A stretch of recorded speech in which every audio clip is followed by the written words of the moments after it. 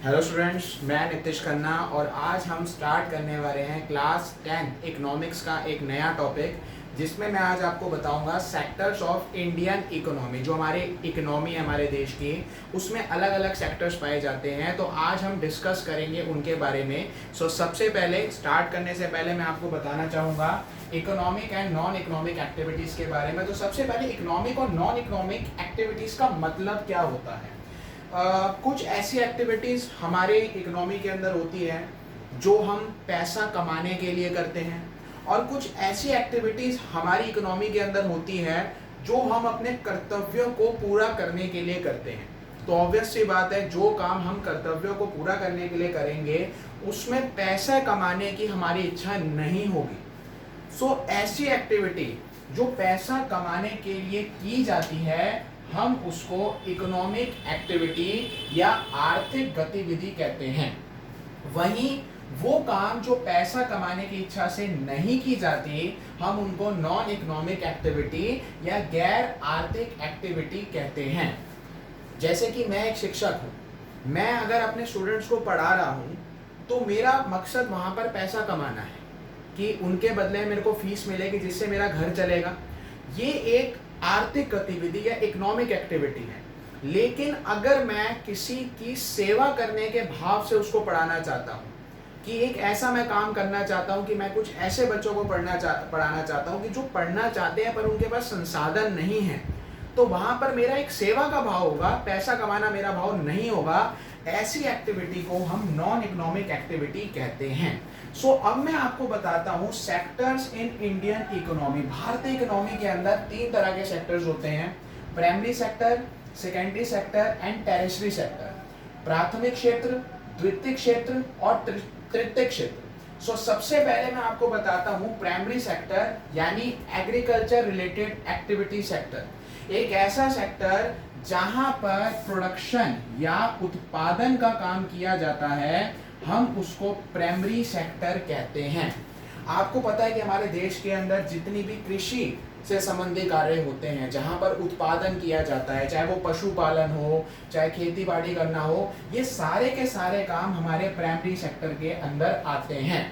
चाहे एक किसान अपने खेत पे फसल उगा रहा है, चाहे वो पशुपालन कर रहा है, चाहे वो मत्स्य पालन कर रहा है, कोई भी ऐसा काम जिसका मकसद प्रोडक्शन करना हो या उत्पादन करना हो, ऐसे काम को हम प्राइमरी सेक्टर के अंदर इंक्लूड करते हैं।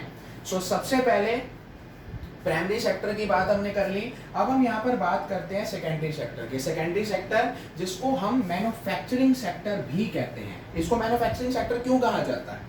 प्राइमरी सेक्टर से जो भी चीजें हमें प्राप्त होती हैं वो एक तरीके से रॉ मटेरियल होता है, वो एक तरीके से कच्चा माल होता है, उनको तैयार करना पड़ता है। जैसे कि एक किसान ने गेहूं का उत्पादन करा, हम गेहूं को डायरेक्टली कंज्यूम नहीं कर सकते, उसके लिए हमें उसका आटा बनाना पड़ेगा। तो इसके लिए हमें सेकेंडरी सेक्टर के पास जाना पड़ेगा। सेकेंडरी सेक्टर एक ऐसे सेक्टर को कहा जाता है जहां पर रॉ मटेरियल को यूजफुल प्रोडक्ट में बदला जाता है। और जितनी भी हमारी इंडस्ट्रीज हैं, जितनी भी हमारी फैक्ट्रीज हैं, वो सारी की सारी हमारी मैन्युफैक्चरिंग सेक्टर या सेकेंडरी सेक्टर में आती हैं। अब बात हम करते हैं टेरिशरी सेक्टर की। ऑब्वियस सी बात है, जब मैन्युफैक्चरिंग सेक्टर या सेकेंडरी सेक्टर के अंदर आपने सामान को तैयार करा है तो उसको बेचने के लिए आपको एक मार्केट चाहिए होगी। अब इंडस्ट्री से, फैक्ट्री से उठाने के लिए, मार्केट तक ले जाने के लिए आपको ट्रांसपोर्टेशन की जरूरत पड़ेगी, ना जाने आपको कितनी चीजों की जरूरत पड़ेगी। मतलब यहाँ पर आपको सर्विस की आवश्यकता है। सर्विस प्रोवाइड करने वाले सेक्टर को हम सर्विस सेक्टर कहते हैं। आमतौर पर इस सेक्टर में बैंकिंग, इंश्योरेंस, ट्रांसपोर्टेशन, ये सारे कार्य आते हैं। अगर हम यहाँ पर देखें, हमारे इंडियन इकोनॉमी 3 सेक्टर्स में बटी हुई है: primary, secondary and tertiary. Primary sector के अंदर प्रोडक्शन का काम किया जाता है जिससे हमें रॉ मटेरियल प्राप्त होता है।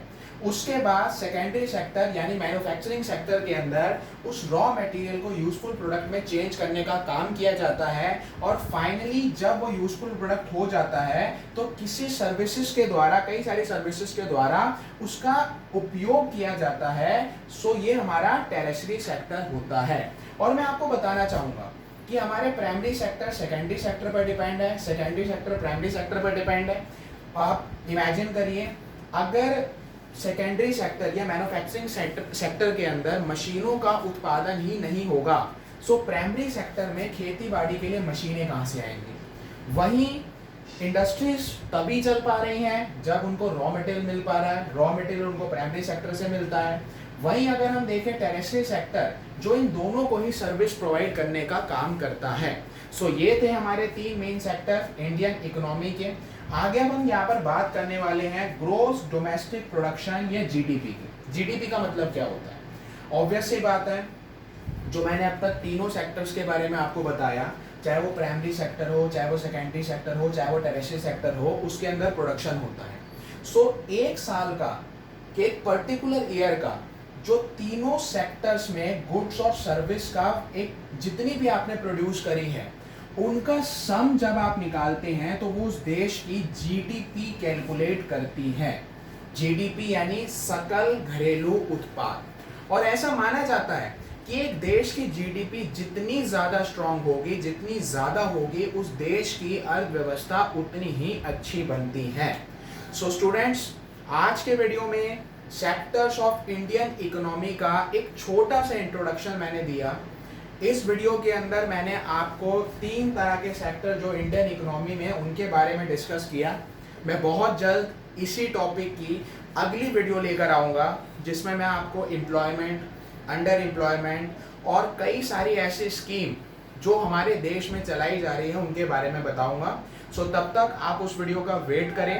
अगर आपको ये वीडियो अच्छा लगा है तो आप ये वीडियो अपने क्लासमेट्स, अपने फ्रेंड्स के साथ शेयर करें, इस वीडियो को लाइक करें। अगर अभी तक आपने मेरे चैनल को सब्सक्राइब नहीं करा है तो मेरे चैनल को सब्सक्राइब करें, और तब तक अपना ध्यान रखें। Good bye.